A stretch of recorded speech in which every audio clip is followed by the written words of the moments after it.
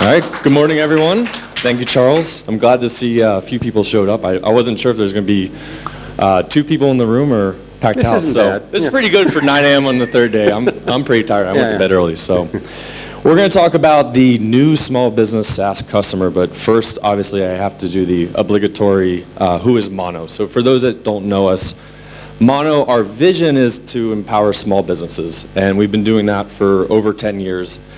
We started as a DIY site builder, and we'll define DIY. It's going to be a lot of what we're talking about now. And we moved into the different space. And now we're seeing that come full circle. So our vision is empowering small businesses online, and we do that by working through partners like you guys and helping you be efficient and profitable without compromising on quality when you're servicing small businesses. We're going to cross our fingers, as Matthew Brennan said. This is always where things break, but we're going to play a quick video real quick just from Mono.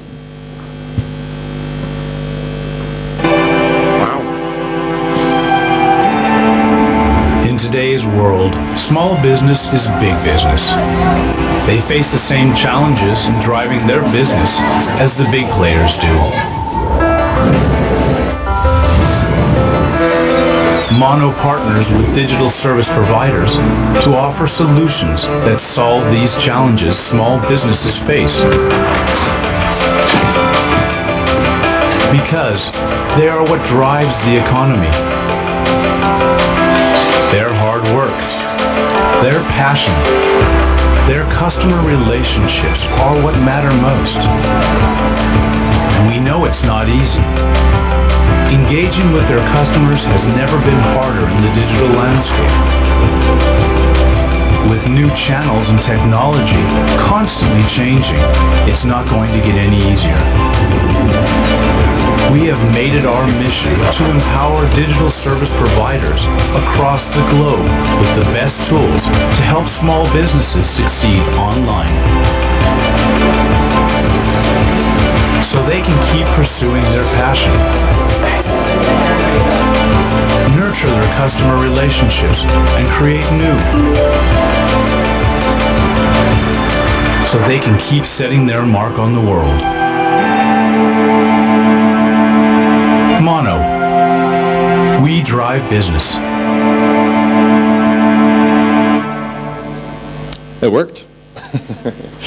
So that's what we do. We drive business. We help small businesses. We call small businesses our Mono heroes.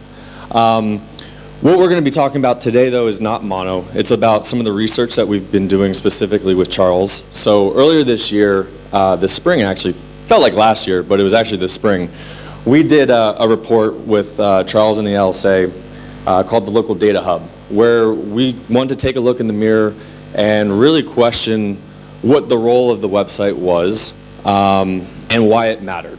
And there's some great statistics in there. I welcome everybody to download it. We'll be sending this out. The conclusion that we came to is that websites matter to small businesses, they matter to consumers, and most importantly, they matter to you guys as digital service providers, building off of what James Moore was discussing yesterday, kind of as that wedge product. So with that, the next question that we want to look at, I think this is the second time that this image has been shown at this conference. I know it's shown at almost every conference, but small businesses, they have more opportunities than they've ever had before, and with that, they have more decisions than they've ever had before to make. And so the question that we wanted to pose was, do small businesses want to manage their digital presence on their own, or do they want help from a service provider like you guys? And so we asked them, and that's the work that Charles did, and he went out and did some surveys, and he can talk about who and what we asked. But before we get into that, I did want to just talk a little bit about the acronyms, lay out some definitions. DIY, do it yourself. This is self-service. Some people call it self-service. Small businesses they're procuring their services by themselves online. DIFM, or do it for me. That is what you guys are typically providing, full service turnkey solutions, and do it with me is kind of sitting between there where the business is engaged, getting service either at the top end or at the low end. So with that, Charles, I'll let you talk about the numbers. Sure, and I've always thinking those acronyms would be nicer if you could make a word out of them, but DIWM just doesn't work. DIFM is okay. DIY, die, you don't want to do that. Yeah, I was thinking about that this morning. I was like, doom? No. Yeah, no, Not gonna work. Not happening. Not gonna work. Okay, so, as Matt said, we were brought on to commission a survey, or field a survey, where we asked the questions, what services do you use self-service tools, for example, do a Squarespace website, or, do your own, provision a domain on GoDaddy, or all through the marketing stack. What have you sort of purchased yourself? I've done the onboarding through a self-service and so on and so forth, and really no interaction at all with a service, either a live agent or a live salesperson or something. And then versus, the other, moving up the value chain to more of a managed service, and sort of what drives your decision to do one or the other. And then we have had roughly 500, we had more than 500 respond, but the fully completed responses was 489. And then we have it broken down by some firmographics, so we're able to sort of say, okay, do newer versus older businesses behave differently? Do younger versus older purchase decision makers behave differently? Size of business, and then we had some vertical segmentation as well. And so all these things allowed us to say, okay, are there some things that jump out in terms of the firmographics? And we will point out a few of these as we go forward. So what did we learn? Well, what did we ask first? This is the elements of the stack that we measured. This is a fairly common definition of the digital marketing stack. Some might add or subtract a few pieces, but this is pretty standard stuff. So we asked along each of these points, what do you DIY, what do you do it for me, what do you do it with me, etc., and what were the motivating factors for those decisions. Okay, so what drives DIY purchases? Let's talk about that first. And first of all, we want to know what products are they do-it-yourself-ing. And these are fairly, expected. I think, I think some of the things on the top could be DIY'd, and I think they probably over time will be DIY'd more frequently. And stuff like SEO is kind of seen more as a managed service than a DIY type service, but there certainly is some of that going on. And then we get down toward the bottom. These are things that are more commonly DIY'd. So, again, not surprised that domains, self-provisioning domains is sort of, you can sort of say it's the gateway drug to self-provisioning digital marketing services, and that domains are inexpensive, relatively easy to self-provision. So it's not surprising that that's the most common one. We may be slightly surprised at the level of DIY for social media advertising, but I think one finding there is that, if you can go on Facebook, it's relatively simple to boost up post and start doing some paid advertising on Facebook.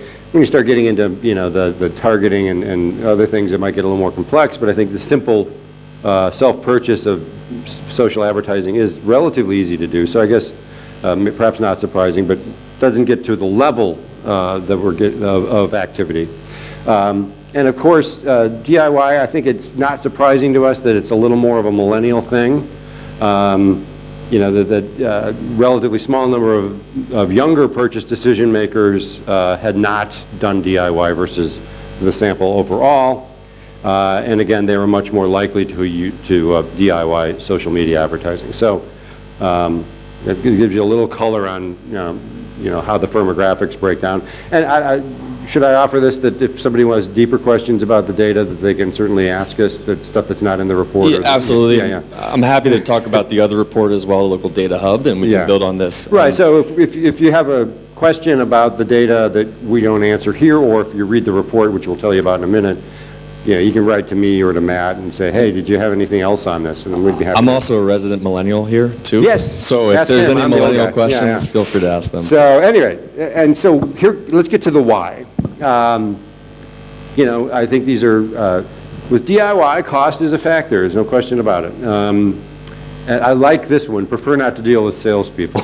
It's like, I don't want to talk to anybody. And I think that's not just, misanthropy. I think that's, I hate people. It's more, there's maybe a little bit of that in there. I think, but my analysis of this is that it's more about I would rather do the research myself. I'd rather, gather all the information myself and make that purchase rather than rely on some, it's more of a control. I think I know what I'm doing. I think I want to do the research myself and make that decision myself rather than rely on a conversation with a salesperson. There might be a certain amount of, I don't like interaction with humans, but I don't think that's the real reason behind that. No other option. I think certain things like some domain purchase and some other things, it's the only way you can buy it. There's some software, that's the only thing you can do. Faster, easier, process, fast and simple, those are very overlapping, but you sort of combine those two and say that, speed and ease of use is a factor. They want to get things done quickly, they don't want to deal with people, they know what they're doing, they just get it done. So DIY allows that. So, yeah, sort of like we were just saying, this idea of don't speak to me is interesting, and again, I think it's more about that control and research thing. But that came up, I think, throughout the whole survey, is this notion that this desire to avoid human interaction is a factor across the board.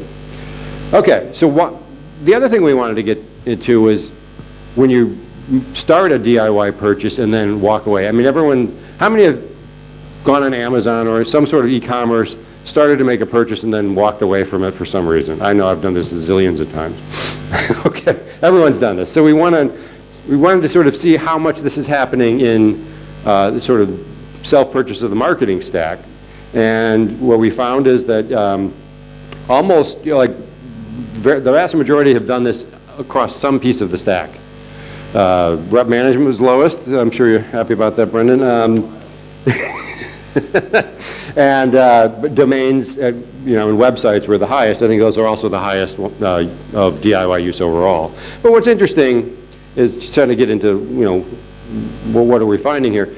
Obviously, the majority had done this across something, but no single one had more than 20%. So, that tells us that, while if you add it all together, that's a majority have dropped something, no individual service, has a really sort of horrific abandonment rate. So I think that suggests once they're in, and they're committed, and the drop-off is relatively small factor.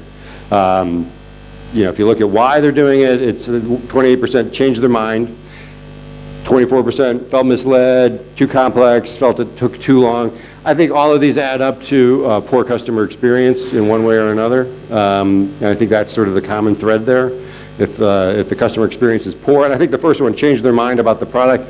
I think they changed their mind because they were not probably, I think the poor customer experience had to be a factor there. It's not really on the page, but I think that's an inference I'm making. So these all add up to, if the customer experience isn't good, they're going to walk away. Okay, so what about do it with me, do it for me? Who's doing it? What, across which pieces of the stack and why? So let's start up, which services have they purchased through, and we define this as some human interaction involved in the purchase or the fulfillment of the service, and none of these is 54%. So actually DIY is there's deeper penetration of DIY than there is of do it with me, do it for me. I think if we stripped out, I'm sure we did this analysis of stripping out the very small ones. I think we did, but we're not putting it in this one. But that's an interesting question. Is DIY is very heavily into very small end of the market, often because they're not even being approached by salespeople. They're not really being, they're sort of off the radar of a lot of sales organizations. So of course they're sort of forced into the DIY model. So I think that a lot of that's reflected there, but it's more common than not. And so the idea that people aren't buying software online is sort of ridiculous. They're buying lots of it. So here we go. So why do they do it with me or do it for me? And persuaded by a salesperson is the last thing on the list. I think that's I wouldn't say a non-factor, but it's not the main factor. I think that the issue is that the product or the service was too important, too complex, too specific to their business, or requiring too much customization. So in other words, there's too much complexity and too much business value there for them to simply DIY. So that's sort of where we come up. And websites are at the top of the list. There's some interesting firmographic cuts. Retail health were a little higher than the others. But I think really what it gets down to is where the business value is considered highest, or where there's the most importance placed on that service, that tends to be the do it for me, do it with me service versus the DIY. Okay, so we're going to look specifically at websites and what's going on there. So what we ask is, we ask folks, how are they building their website? Are you using a self-service? Did you hire your cousin Bob? Did you hire an agency? Did you hire a professional developer, or did you use a Squarespace Wix type site builder? The site builder was the plurality, but the others sort of combine in sort of variations of an agency sort of model.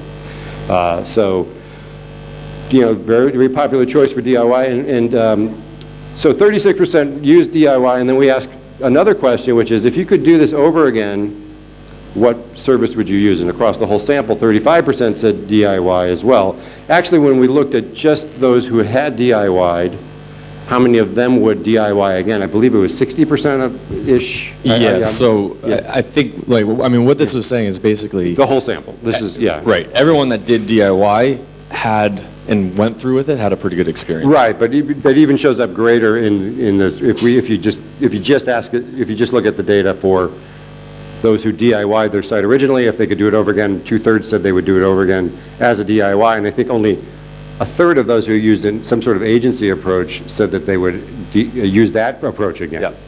Which tells me that the customer experience in the sort of purchasing it through an agency is not as positive as it was for DIY. I mean, that's, a loose interpretation of that, which goes again to, there's probably a customer experience gap out there that needs to be filled. Okay.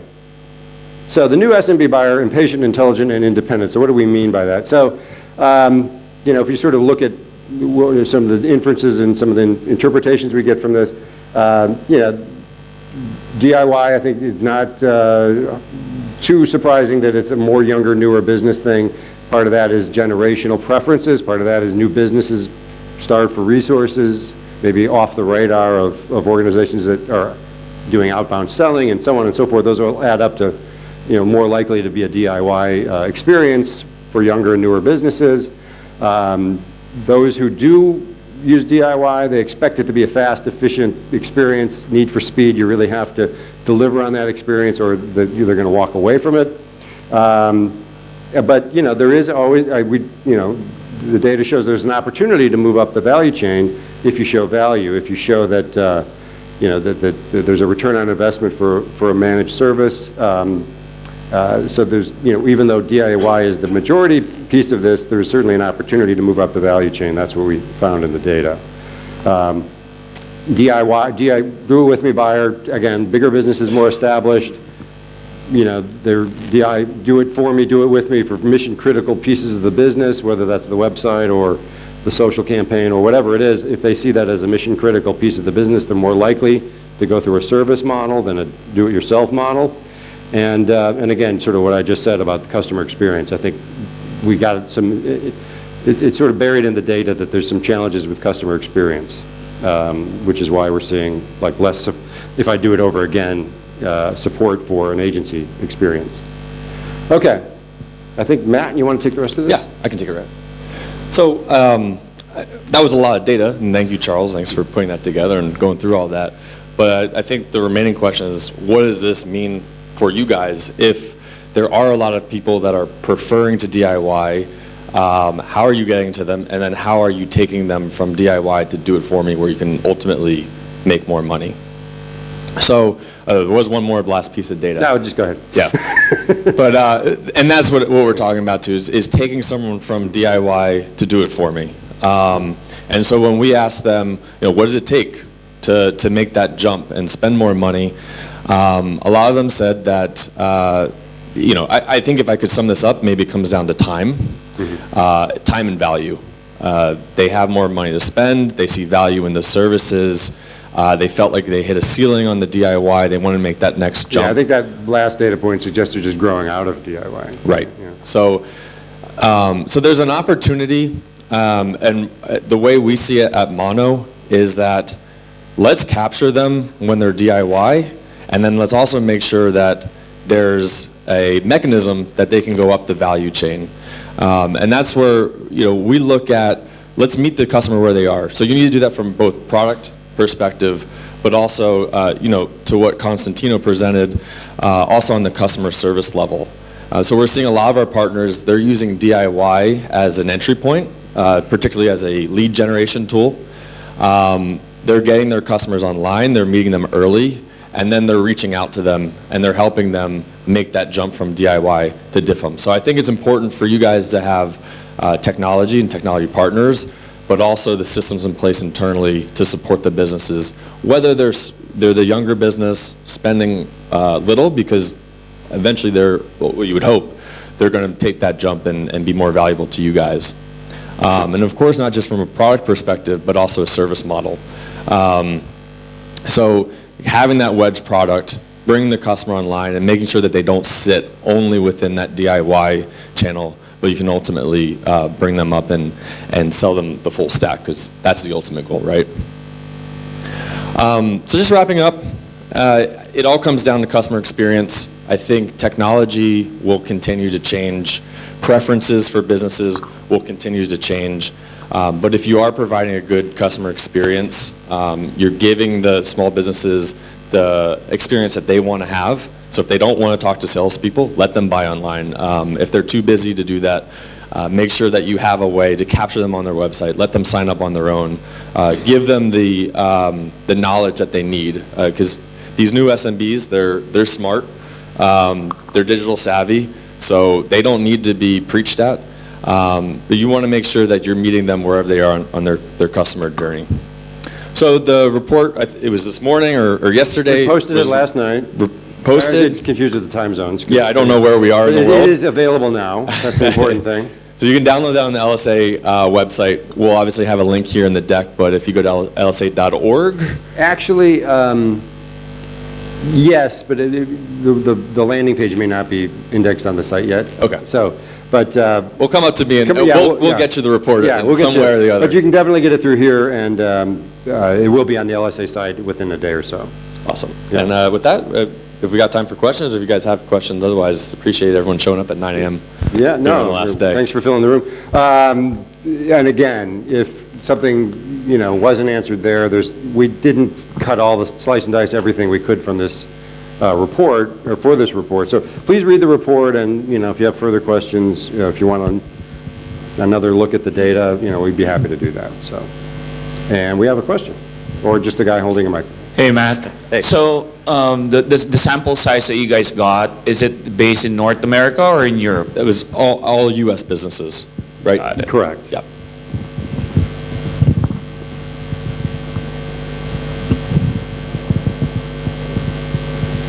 Please. It's another question. Not sure if you are the right person to ask. Do you have between the do DIY and DIWM? Do you have the set up the different pricing model normally? I mean, sometimes when you get the direct sale, you have the sale, the price seems to be somewhat very higher. Right. But for the same service, DIY is the same price. So you have different pricing for the same service or not? Yeah. Fair to say DIFM and DIWM is a higher price tier than DIY as a general statement. Right. I mean, certainly different economics. To I think what you're alluding to, you have to pay for the service and the sales team on the do-it-for-me side. But I think the expectation for the small business coming in at DIY, if they're doing all of the work, they want to get that at a lower price point. And that's usually where they are as a business as well. So definitely a lower price on DIY. And then when you're providing more value as you kind of bring up the chain, then you certainly should be pricing that accordingly. And some DIY is free, Sure, of course. depending on the service. Yep. And we see that as well. A lot of our partners are offering entry-level websites, just one-page auto-created websites that they'll give away for free, whether it's for a certain period or maybe they'll bundle that into another service. And again, it's just kind of get that hook into the small business that they can provide more value to them in the future. All right. Anything else? All right, cool. Thank Cool. you. Thanks, All right. Charles. So we're going to move into the next thing.